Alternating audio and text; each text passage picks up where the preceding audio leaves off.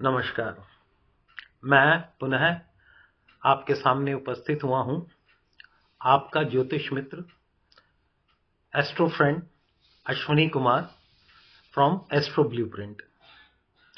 आज का वीडियो जो हम लोग बनाने वाले हैं या जिसके बारे में आज हम चर्चा करेंगे, उसकी भूमिका में काफ़ी देर तक सोचता रहा कि मैं इसे किस तरह से शुरू करूं। अभी पिछले वीडियो में हमने भावों के बारे में बताया कि कौन कौन से एस्पेक्ट्स और डोमेन्स जो हैं वो हमारे इन भावों से परिलक्षित होते हैं। लेकिन इसके बाद एक बहुत महत्वपूर्ण चीज जो है वो आती है हमारी एक पुस्तक से जिसका नाम है लघु पराशरी।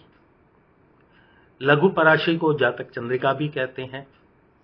लघु पराशरी का दूसरा नाम जो है उडुदाय प्रदीप भी है। उडु का मतलब होता है नक्षत्र, दाय का मतलब होता है दशा, प्रदीप का मतलब होता है रोशनी। ये जैसे बृहद पराशर होरा शास्त्र है वो हम सब जानते हैं, महर्षि पराशर जी द्वारा रचित है। लेकिन लघु पराशरी उनके किसी एक शिष्य से ही रचित हो, ऐसा इसमें कुछ संदेह है। ऐसा लगता है कि अनेक शिष्यों ने मिलकर इस ग्रंथ की रचना करी है। अब हम ये देखते हैं कि इस ग्रंथ जो लघु रूप में है वो लघु रूप में क्यों है। हम सब जानते हैं पाणिनि की व्याकरण जो है उसे समझने के लिए लघु सिद्धांत कौमुदी जितना इंपॉर्टेंट है, उसी तरह से बृहद पराशर होरा शास्त्र को समझने के लिए लघु पराशरी बहुत जरूरी है। जितना छोटी होती जाती है वस्तु, उसमें उतना विशाल सागर समा जाता है। तो लघु में बृहत्तता जब समा जाए, ऐसे ग्रंथ को हम लघु पराशरी से उद्धृत कर सकते हैं।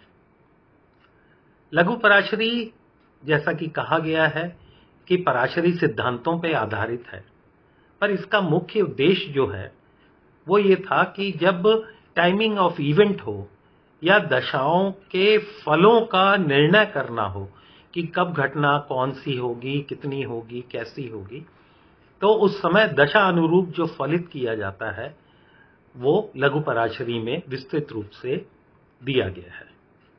लेकिन इसकी बहुत गहरी चर्चा में अंदर जाने की बजाय आज हम मुख्य रूप से ये समझेंगे कि ये जो हमारे भाव होते हैं उनका वर्गीकरण कैसे किया गया है और उन भावों के लॉर्ड्स का यानी कि भावेश का क्या अर्थ है। क्या वो शुभ हैं, क्या वो अशुभ हैं, या वो सम है। इसके बारे में जब हम चर्चा करते हैं तो हमें ये पता चलता है कि जैसे हमारे जो 9 ग्रह हैं, इसमें से राहु केतु को हटा दीजिए तो हमारे जो 7 ग्रह हैं उनमें से सूर्य और चंद्रमा की सिर्फ एक राशि होती है जहां का उन्हें आधिपत्य जो है वो प्राप्त है, और बाकी हर ग्रह को 2-2 भावों का या 2 राशियों का आधिपत्य जो है वो प्राप्त होगा। मैंने भाव इसलिए बोल दिए क्योंकि एक भाव में एक ही राशि पड़ती है, और किसी ग्रह को अगर 2 राशियों का आधिपत्य मिला हो तो उसे 2 भावों का भी आधिपत्य मिला कहा जाएगा।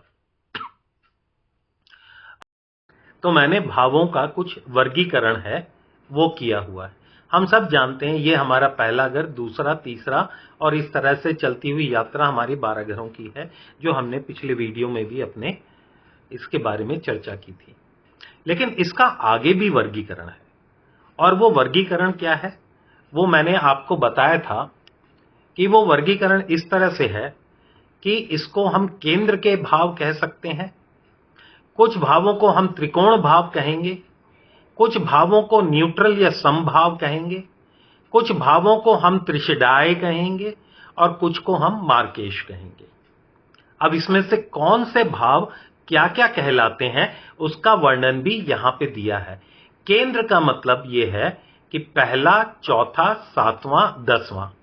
अब अगर आप देखते हैं कि यहां पे ये कुंडली में ये पहला भाव है, इसमें केंद्र लिखा हुआ है। ये चौथा भाव है, इसमें केंद्र लिखा है। ये 7वां भाव है, इसमें केंद्र लिखा हुआ है। ये 10वां भाव है, ये भी केंद्र लिखा है। और यहां पे आप देख रहे हैं कि त्रिकोण मैंने अलग से लिखा हुआ है, इसके बारे में अभी हम बताएंगे। तो ये जो पहले 4 अंदर के घर हो गए, इनको हम केंद्र का भाव कहते हैं, क्योंकि आप देख पा रहे होंगे कि ये केंद्र में है। इसके बाद हमारे 2 भाव आते हैं, दूसरा और 12वां। इसको हम कहते हैं न्यूट्रल भाव या सम भाव कहलाते हैं। तो 4 भाव ये और 2 भाव ये हो गए हमारे। इसके बाद आता है ये तीसरा, छठा और 11वां। इसको हम क्या कहते हैं? इनको हम कहते हैं त्रिशडाए। क्यों? क्योंकि त्रिशडाई में अगर संधि विच्छेद करा जाए त्रि, श और डाय, तो त्रि से मतलब तीसरा भाव, श से ये षष्ठेश भाव यानी कि छठा भाव, और आय जो शब्द है वो आता है क्योंकि 11वें भाव को आय भाव भी कहा जाता है। इसको हम लोभ का या लाभ का स्थान या गेन का या इच्छापूर्ति का या आय का स्थान कह के संबोधित करते हैं। तो त्रिशडाय मतलब तीसरा भाव, छठा भाव और ये 11वां भाव। इसके बाद हमारे पास एक और आता है जिसे हम कहते हैं त्रिकोण का भाव। त्रिकोण में क्या आते हैं हमारे? 1, 5 और 9। तो ये जो 1, 5, 9 है, इसको अगर देखें तो ये पहला भाव जो है इसको हम त्रिकोण भी कहते हैं। एक यही भाव है जो 2 भावों की संज्ञा लेके बैठा है। कौन कौन से? इसको केंद्र भी कहा जा सकता है और इसको त्रिकोण भी कहा जाता है। और दूसरा त्रिकोण है ये 5th हाउस। आप वैसे भी देखेंगे कि ये त्रिकोण के रूप में आ रहा है। तो ये त्रिकोण हुआ, ये और ये। तो अगर इस तरह से अगर रेखा खींच के बनाया जाए तो ये एक त्रिकोण बनता है। तो इसका एक जो कोण पड़ेगा ये पहला घर है, दूसरा कोण इसका 5वां घर है और तीसरा कोण हमारा ये 9वां घर है।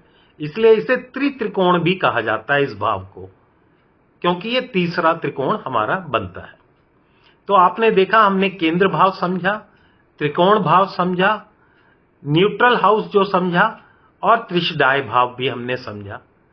अब इसके अलावा एक और चीज है, ये 8th हाउस।